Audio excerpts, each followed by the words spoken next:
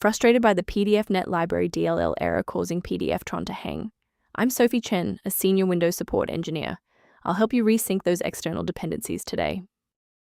I've linked the primary utility for Pdfnet library in the description to help you skip the manual fix. This is the Pdfnet library, a specialized PDF processing library used in enterprise applications for document manipulation and conversion.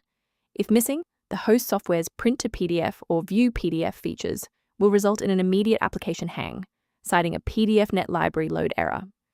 Understanding the file's role is a great start. Now let's look at replacing it.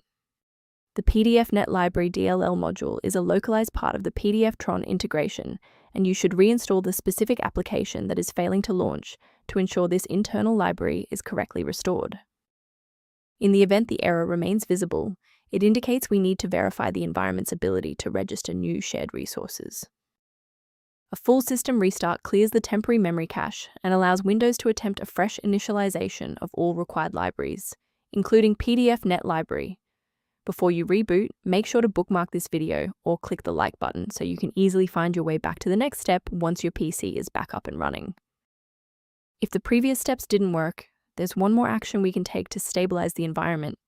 Please pause the video if you need to back up your data before we proceed.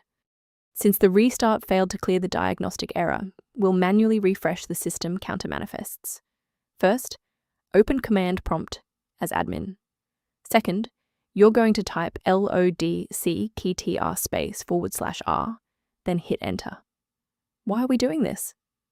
Well, performance DLLs rely on accurate registry indexing to function. This step wipes the existing counter registration and forces the system to reconstruct a healthy link to the diagnostic manifests.